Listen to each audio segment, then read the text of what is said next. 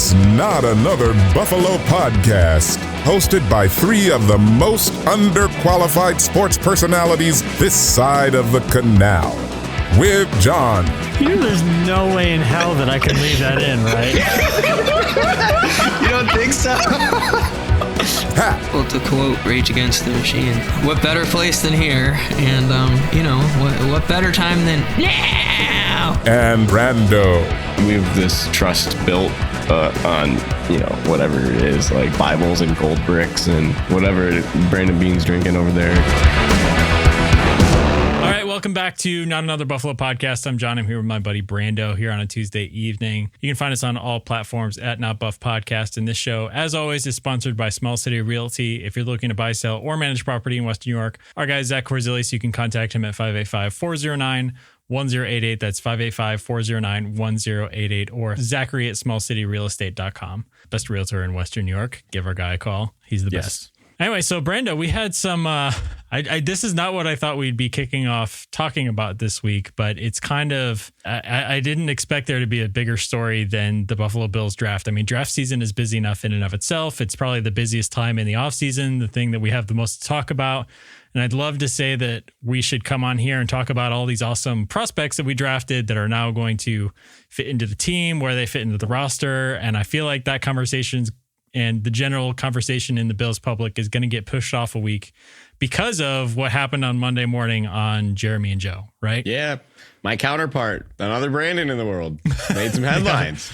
We're not counterparts. Brandon. We're not equals. The other big baller, Brandon. General manager of an NFL football team. So, well, anyway, before we get into it, I'll roll the clip just to catch everybody up in case somebody hasn't heard it by now or somebody isn't on Twitter or something like that. But here's the clip of Brandon Beane coming on to Jeremy and Joe. GR, good morning. Thanks for joining us. Beautiful day out there. Talking about the Bills draft, and joining us on the Western Hotline is Buffalo Bills general manager Brandon Beane, who had a busy weekend, a lot of hours logged. Brandon, we had two draft parties, so we're kind of tired too. We were up late with you on the first round and the second round. It's a busy weekend for you. Yeah, no, it was. It was. I was just listening to the last few minutes of your show before I came on, waiting on here. All right. Sounds like 2018 all over with you guys. Well, how so? Well, you guys were in 2018 about Josh Allen. You guys wanted Josh Rosen, and now you guys are bitching that we don't have a receiver.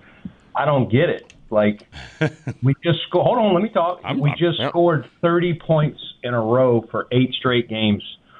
A year ago, I get you guys asking why we didn't have receivers, but I don't understand it now. You just saw us lead the league in points when you add all the postseason. No one scored more points than the Buffalo Bills, including the Super Bowl champions.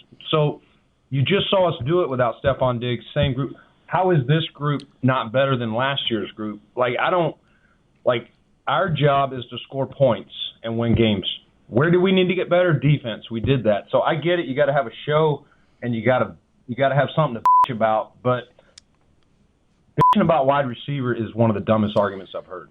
Okay. The whole 32-minute or 26-minute with the ads or whatever. His segment on there was chunks in every response that he said that we could talk about, I think. Yeah. Oh, tons to break down. And obviously we're going to keep this short, so it's not going to be a super long episode, but where do you want to start? Give me your overall take, because I saw a lot on Twitter of people applauding Brandon Beane and telling you, like, yes, stick it to GR. They're always talking about wide receiver and all this stuff. And I was kind of appalled at that, some of those takes. So where are you at with it? I found it hilarious that people were hammering Jeremy and Joe about this. I'm like, you got a guy who now there is room for Brandon Beane to say what he had to say. First of all, I give this man credit for saying what he thinks, unfiltered, on the air for us to hear. We want that all the time. We want what he is thinking, as candid as he can be. No smoke screens, no games. You tell us what you think, why you think that, man. That's what I want from any executive speaking to the media. So I'll give him that. But, I can't walk into my middle school and start cussing. You can't be cussing on the air, man. Like, you can't do that. I mean, he can. He's Brandon Beane, I guess, but you got to read the room a little bit. You're on the FCC airwaves, and who thought that they were going to need a bleep button without even asking a question. So I think that part of Brandon Beane, that's the competitor, that's the football game. Anybody that has played football understands. Any sport, maybe. I mean, football's violent nature kind of inherently summons that, but Brandon Beane has never shown us that, and right.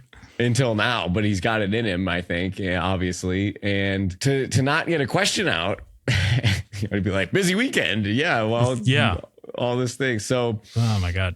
That was interesting to me. Brandon Beane has never, ever done anything for me to dislike him. His demeanor is always great. He's always super thoughtful in interviews. He's not closed off. I mean, it's not like this is the Boston media trying to get a decent answer out of Belichick for some reason. Like, he's usually an open book about stuff. He's great in interviews. And so I was completely taken aback from this. And I think that my first thought was also that, like, okay, he definitely like woke up on the wrong side of the bed, or he's short on sleep, or something else is going on that he's frustrated about, because it shouldn't rub you the wrong way to be criticized by a sports radio station. And like, this is Jeremy and Joe. This is not First Take ESPN or something like that are just shooting off podcast. Uninformed takes or anything like that.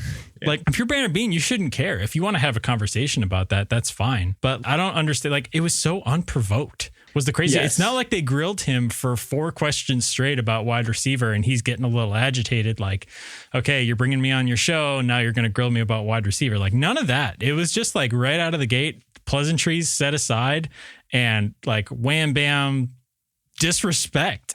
Like straight off golf the gate. Game talk, no weather talk, just like quit complaining. And I would be curious, as we know how buttoned up McDermott is about things, if Coach said anything to him after this interview.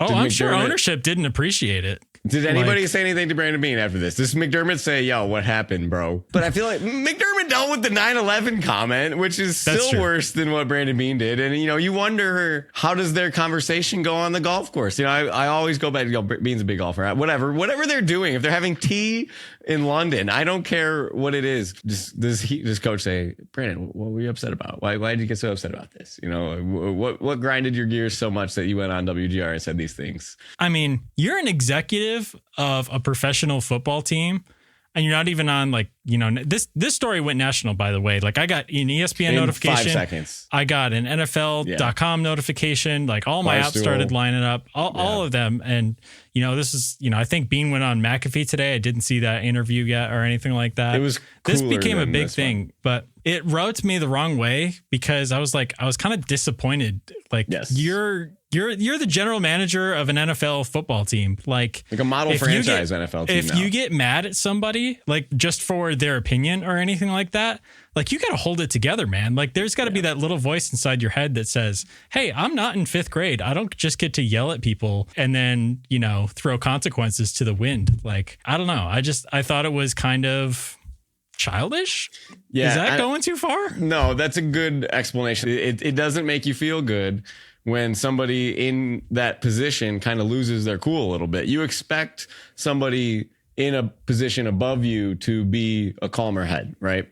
And the real world is not like that. People are human in every way, shape, and form. And humans have flaws, and whether they are shown on the radio or national TV or behind closed doors, you're going to figure out who you're working with eventually. And Brandon Beane has had a good record for 7 years here, good draft picks, good teams, division winners, but you didn't have the best offense on the day that you needed it by 4 points.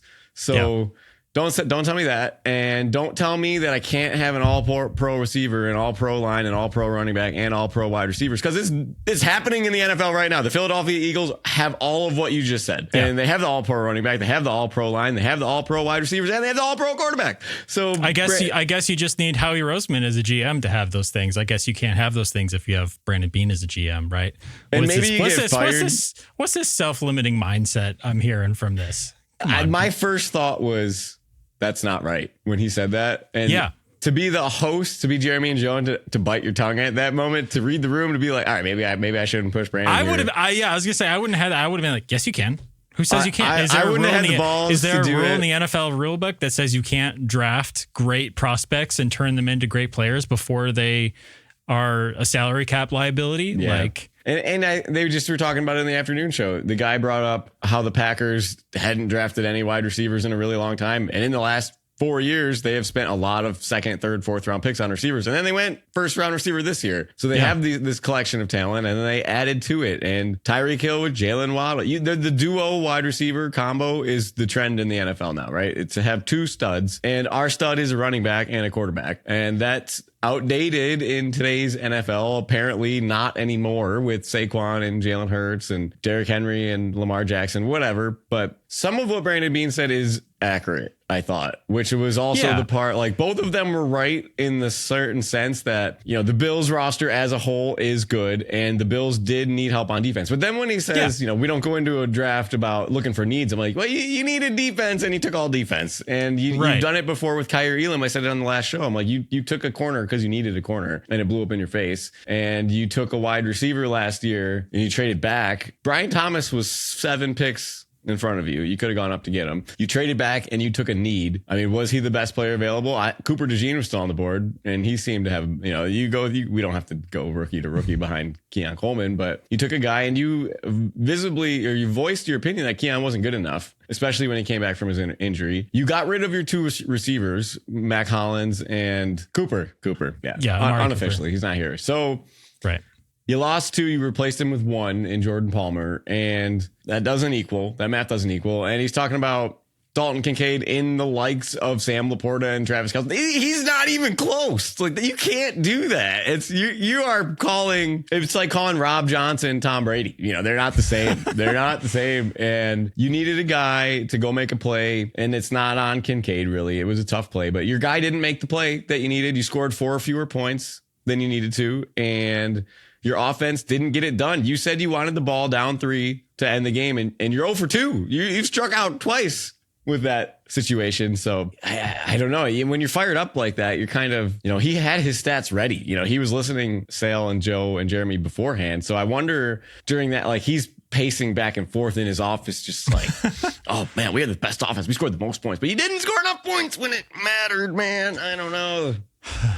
Well, that's the thing is I feel like, again, even like if you take what he said out of it, my issue is with how he said it, right? Like, you lost your cool. The language that you were using, you know, the way that you just got right into it before they even asked any questions, that's somebody who's not in control of their emotions. Yeah. Right? And like, we haven't seen that from Beane before. Mm-hmm. And it's like, man, it's a radio show. This is WGR 550. This is not, I don't know. You're not in Philly. You're not in New York. You're not in a huge market here.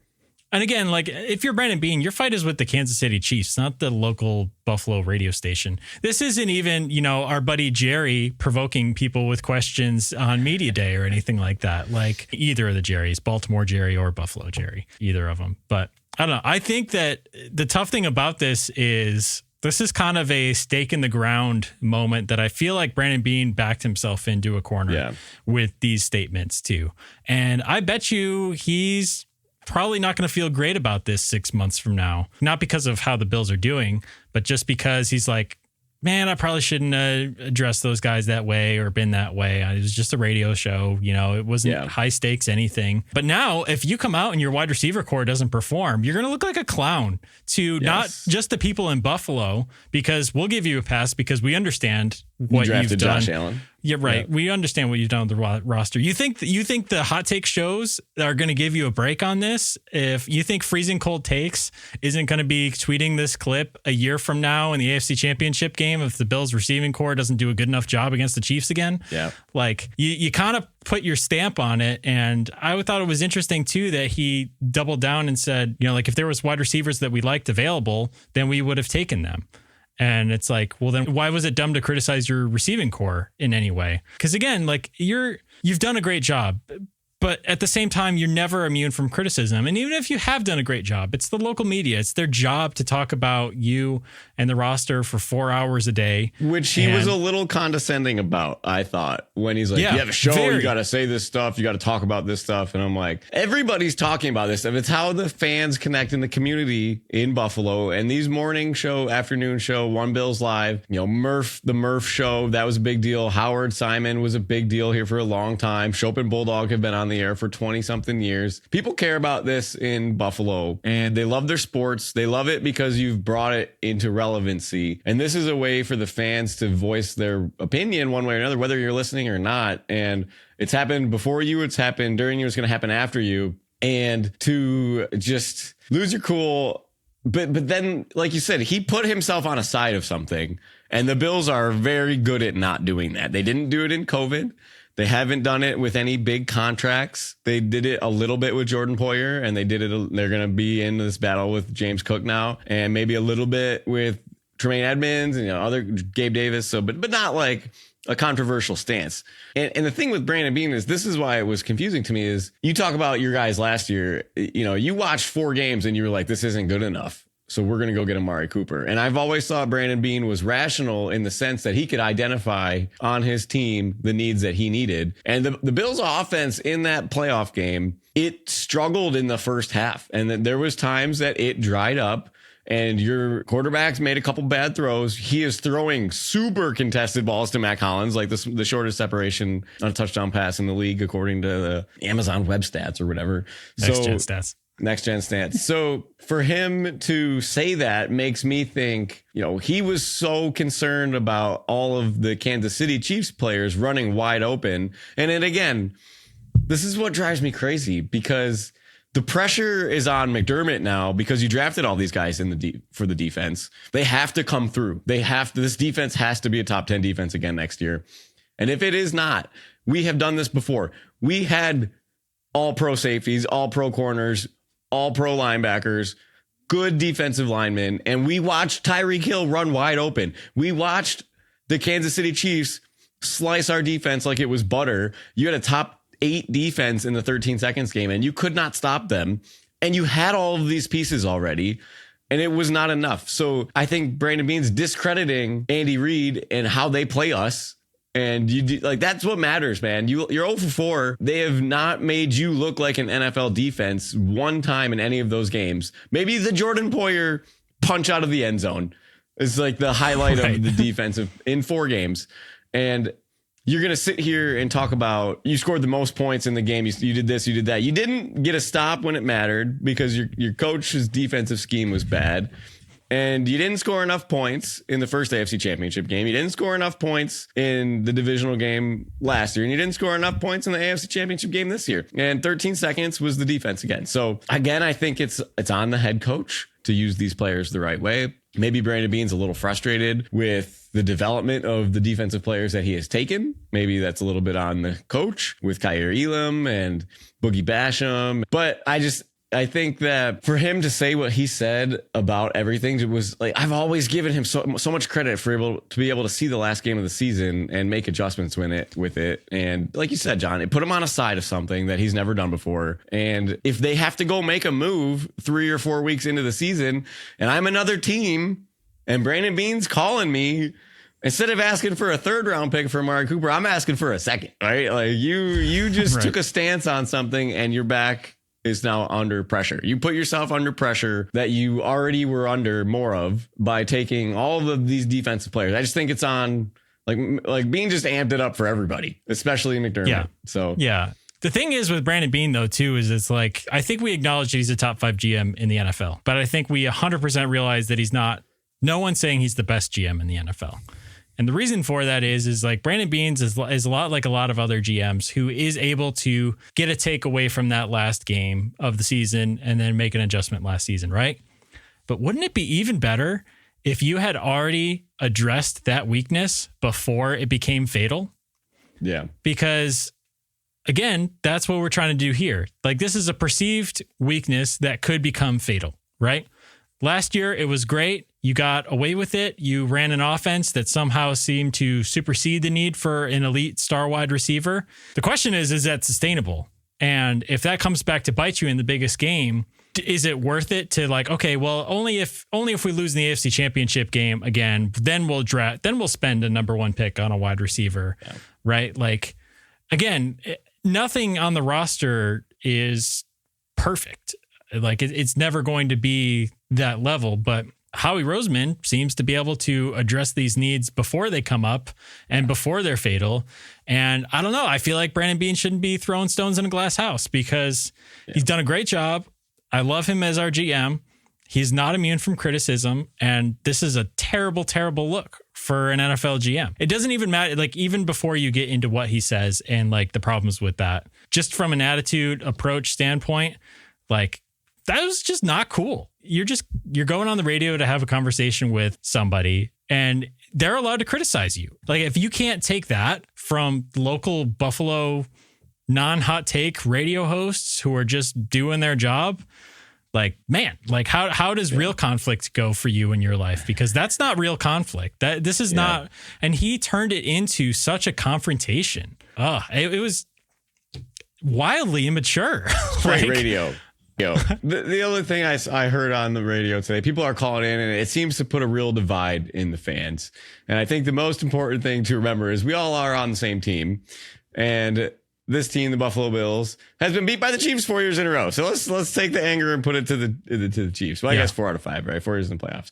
And the guy that called in today was like, you're like a 16-year-old spoiled brat that's rich that asked for a Ferrari for Christmas but got a Porsche and is mad about it instead. And to this guy, I'm sitting in my car and Chopin Bulldog didn't make any comments about it. They're just like, that was good. Like, they just the guy went on a long rant. I'm 29 years old. The Bills have missed the playoffs for my entire existence of up to 20 years, I'm 20 years old. And my response to that is, we don't have a Porsche in the shop. Josh Allen is like better than, he's a rocket ship. Like, he's better than any car. So we're not talking about him. We're talking about the wide receiver room. And we said while we were working this out, Khalil Shakir, who's like an Audi, a good car. And you got Keon Coleman that is like a work in progress. So maybe it's like the new Mustang coming out next year, right? Maybe. Maybe. And other than that, we don't have this rich dad buying us this Porsche or Ferrari. We are draining our rocket ship every time that we go to space without the support of all of the other astronauts. I lost myself. I don't know if I could follow you to space on that metaphor. So I thought it was crazy because I think all the fans have a right. We watched Steph Diggs give us the best 4-year production a wide receiver has ever given in a Buffalo Bills uniform. And we got the same result without him, which is cool. But you need a little bit more. You need a little bit more out of this team. You need a little bit more out of the coaching staff. And you need a little bit more out of your draft picks. And I think maybe that all accumulated together. And that's why Brandon Beane reacted the way that he did. But to say that we want another receiver, it's okay to want another one. And okay, this is another thing I forgot to mention. When Brandon Beane's on the radio and he's talking about Curtis Samuel as your third or fourth option being in a good place, he said, well, you got Curtis Samuel as your third or fourth option. You got a deep wide receiver room. And I was like, hammer that Curtis Samuel bell, man. All right. Maybe we'll see something out of him. I would love it. That would be awesome. I'm still with Brandon Beane on that guy. Let's go Curtis Samuel. But I feel like just to say that after this year is totally out of touch with this team. Obviously, Samuel had a decent playoff game. Yeah. One Yep. game where he ran a nice route and caught a nice touchdown. And he did not really do anything else in the regular season. So I just was like, if you want your third option to have one catch for 12 yards and a touchdown and be happy with that, then... you're not reading the room, dude. Like, you don't have a good feel for this. And I just was like, it's okay that we want to have a wide receiver in it, and it's okay that Brandon Beane didn't draft one. The receiver class was not great, like he said. The receiver class last year was better, and he chose to trade back and take Keon Coleman, which at the moment is not a huge pick. And Dalton Kincaid, we'll see. I hope he plays well. I like him. I want him to be good, but he is not Sam Laporta. He is not Brock Bowers. He is not Travis Kelce. He is not Sam Laporta, any of these guys that he just referenced. Mark Andrews, he's none of those guys. He had 600 yards? Maybe, not even that. And you're comparing him to these guys. Again, it's not the same. So I think Brandon Beane's anger was misplaced. I don't think the fans are doing anything wrong by asking if you value this. And the way Brandon Beane put it was just like, do you value this equal to other positions? Because your actions say no. And I don't think that's an upsetting comment. I don't think that should be a bad comment. So glad that we have this here. And again, another caller was like, "There's gonna be water under the bridge when they get to Terry Hills, and they all have to golf together, and they have a couple beers, and they're like, I'm just sorry, Jeremy. I'm sorry, Joe. I was just fired up that day. My kid missed the bus, and I had to drive him in, and he was late to school, and he has detention now. Whatever it was. Hopefully, they get it behind them, and they can all realize, whoa, I don't know how critical." These guys, they're not that critical of this Bills team. They're more not critical of McDermott. Yeah, I mean, this is the kind of thing that I wouldn't be surprised if Kevin Adams did it. If that makes sense, I don't know. Palm trees and taxes. Not that Kevin Adams has any leg to stand on when it comes to that stuff, and maybe Beane does when it comes to this. But yeah, I just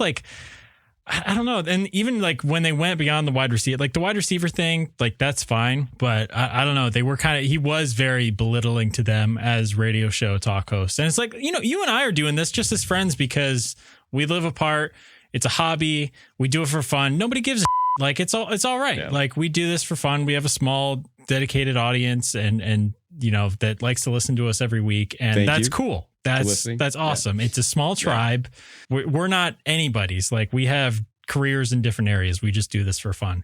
But I want to know if it's anger or more of, I hope it's just anger, because if it's an indication of who he is more as a person, then that's not good. That's really not good. If you can't take criticism of the team that you're associated with, and then he took it personally. It's concerning if it is him. But I wanted to say something on this because I don't know if you've paid attention in the NFL for however many years we've been fans, and the quality of human being you are is low on the totem pole of how successful you are needed to be successful. I mean, that's true.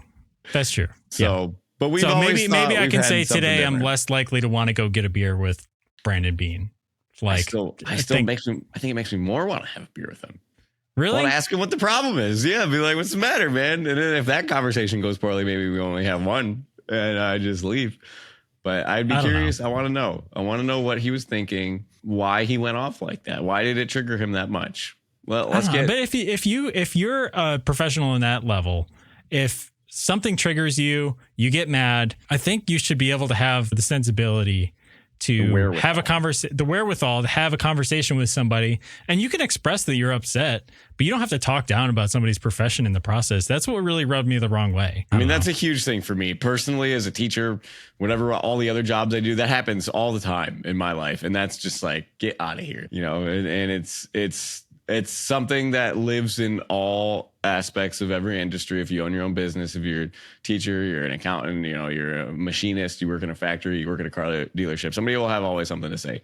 But as a GM, you're talking to people that they all support each other, right? The NFL doesn't exist the way that it does without its media deals, without its TV deals, without everybody talking about it 24/7. Think about it. The owners of these teams make $500 million off the bat of the start, just from the TV and revenue deals, the media rights, right? The NFL.com, the ESPN radio, all that crap goes right there. And that's because of everybody that consumes this content. So I'm sure it's not a thought right on the pressing of the forehead of Brandon Beane all the time, because Joe Schmo in Oakfield, New York, listening to WGR 550 is, Brandon Beane's not thinking about him when he's in the draft room, right?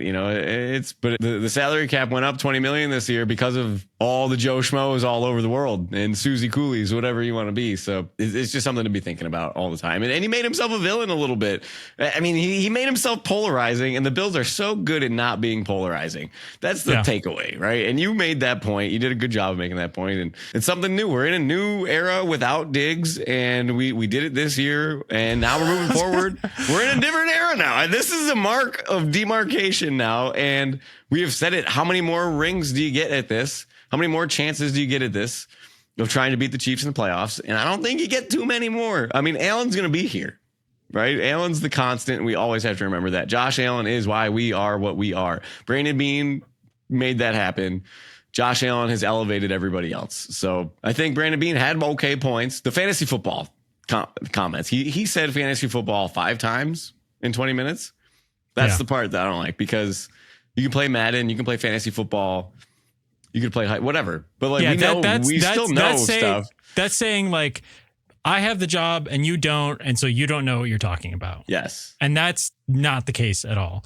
There are so many people who talk about this, who a lot more than we do. Like, we're the first ones to tell you that, like, we don't claim to be self-proclaimed analysts or anything like that. But man, like, that was just like, I don't know. I expected better, and maybe it's wrong of me to expect that, but I was disappointed. You got to be better than that. You got to wake up and you got to be better than that. I can understand if you hadn't gotten sleep all weekend, but yeah, it seems like the people who came out of the woodwork to defend Beane on this one are people who don't like the content and WGR for whatever reason that is. And I can't really imagine why, unless that's the only thing, like the only radio station you have to listen to or something like that, and you're sick of it. But I don't get it. Like, and they're funny. Brandon Beane, if he really knew, like, the wide receiver train has lived for a long time, right? I mean, I feel like it's almost a joke at this. And he's got a T-shirt, right? And it's like, what? Why is that? What's the harm in that? It's almost a shtick. A guy in the parking lot that covers himself in ketchup and mustard. Are you going to tell him he's not good enough to be in this Bills game? Pinto Ron, yeah. So I don't know. He kept making the comment like, you want somebody that you draft in fantasy football. And it's like, no, I want somebody to help out my superstar quarterback. Yeah. And I get the O-line is important, but if he knows Josh Allen is this freak who runs, I get the O-line is important. They were good. They weren't the best in the league. But wouldn't you take the wide receivers over a good O-line? I feel like almost every time. That's a whole different conversation altogether. But no, they have a good O-line right now. They have a top 5 offensive line, no debate. So I don't know, but I thought he was a little out of line. Yeah, it's like you're the Buffalo Bills GM. Like, we have certain professional expectations. Yeah, like if you want to shoot the with your buddies at the bar on Friday, like, that's cool, but no need to come out swinging on WGR 550 in the morning at 6 a.m. on a Monday. Like, when we saw him roll out the receiver room that we're going to roll out last year, rookie Keon Coleman is a second year Keon Coleman. Palmer, established-ish kind of quality wide receiver. Khalil Shakir is there. James Cook is there. Just when they struggle and we're calling for a trade deadline move to add to the depth of wide receiver, is everybody that hammered Jeremy and Joe right now going to be like, yeah, sorry guys, my bad, because it could happen. Just like it happened last year. The Bills faced the highest single high coverage. I mean, they stacked the box against this team, and Allen can play against all defenses, which Beane did say. He said that on there. Allen challenges himself more than all of these defenses challenge him. He's a cheat code, and you've been gifted by the grace of God to put him in a Buffalo Bills uniform. So you should make his job as easy as possible. Just because he can beat a single high safety with a stacked box doesn't mean he should have to do it every single time. I don't know. It's why Brady left New England. It was getting hard, right? They didn't build around him. And he mentioned that. He mentioned these New England teams. It's like, it didn't end well there. No. And Brady's best season was with Randy Moss. So it's, they should have won that Super Bowl, but Eli Manning exists in the world. So it's a good point. It's a really good point. I think having any hate, the only person that deserves hate here is the guy who lost his temper. I feel like he deserves some criticism. I mean, anybody can have an opinion.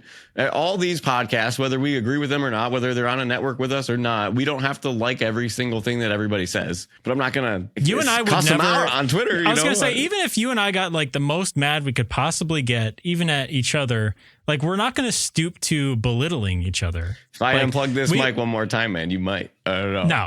No. But even that, like, it's just like, we're friends, so it's different. But I can't imagine going onto somebody's show and then trying to belittle them during the process. You got to be really mad about something else. So I don't know. Everyone has stuff going on in their personal life. I don't know if it's something like that, but I don't, claim to know. And we're not trying to throw stones in a glass house or anything like that. We're not perfect, but I was disappointed because I thought of Brandon Beane as someone up here, and this brought him down quite a bit in my eyes, because you don't need to go out there and belittle people to make your point. Like, you can do it without doing that. Yeah. You could have sent him a text too. Like, it could have been off the air. They could have done this off the air. They could have done it during the commercial break. Brandon Beane's on hold the segment before the commercial. So he calls in 10 minutes early, and he could have said anything leading up to that segment. And he'd also, I feel like people that are defending Brandon Beane, it's like you want to be on the side of the Bills, you know, and like the Bills can do no wrong. And you want to make sure that, and it goes back to there's a whole concept here in Buffalo, like people that were fans before Josh Allen and people that are fans after Josh Allen, right? And Josh Allen and this Bills ascension has helped everybody that covers the team. But, you know, you don't have to, you can criticize, they're open to criticism. They're in a position. Yeah. It's just like a president. It's just like a whatever. You're not going to make everybody happy. So it's okay to be, I love this team. We have a good management. We have a good coach, but they could be better. They could be better. And that's okay. And I like this radio station, but some of the hosts could be better. That's okay to say. You know, you might like certain podcasts. We could be better. They could be better. Whatever it is. I'm not cussing you out. I'm not cussing them out. Cussing out is he used it as a verb. He's not directing it at you, but you don't have to pick sides here based on the team that you like. You can pick sides based on, you know, how people react. And as soon as teaching 101, you teach elementary students emotional regulation. You lose your validation as soon as you lose your temper. Whatever you have to say, even if you're right. You know, even if Brandon Beane is right that, okay, now wasn't the time for a wide receiver. We have good guys in our room. Let's make sure we see what they have to offer first. You can say all of that, but as soon as you lose your temper a little bit, you're going to lose everybody. So, you know, memo almost everybody, except for the people who really hate WGR. So, memo to those guys that missed out on that emotional regulation lesson in their elementary schools. Which I have done too. I am so guilty of that. I cannot say this without being a hypocrite. I feel bad saying it. Like I have totally done that in my adult life to people that I care about, and I always feel bad about it. So I'd love to know what Brandon Beane has to say next time. I bet you there's got to be an apology text, right? Would you bet on an apology text? No. Apology email? No apology. No, probably not. What do you think the interaction is next time they come on the show? You're like, that was spicy, right, man? I don't know. I feel like it was great radio. That's all you have to say. I mean, I don't know. It was great radio. And it's been good. You got people calling in. They want to be heard. So I don't know. I'm happy to listen. I'm happy to listen. So, hey, we need some off-season content to talk about, right? Yeah. Yeah. So hopefully next week we'll get into actually talking about the draft picks and what they did and what we liked and what we didn't like. But this was too good of a debate, like to not have, like, just takes coming out of everywhere. Everyone's got a take on this, so we figured we'd throw our hat in the ring. But I'm glad we're kind of aligned on it, because I wasn't really prepared to debate one way or another. Me either. Me either. And I see it, people on Twitter have to take a side. You don't have to take a side here. You just say this was wrong, even if Jeremy and Joe are wrong. Like, you don't have to be like, it's okay. You don't have to criticize. I don't know. What do I know? I don't know. None of us know. Yeah. We're just trying to figure it out and hope the Bills win a Super Bowl along the way. Go Bills, man. Yeah. Do good. What would Josh Allen say? Did you do good? Did you be good? WWJD. Or what WW. Yeah. What would Josh do? Yeah. What would Josh do, Brandon? The next time you get angry, take a deep breath and think, what would Josh do?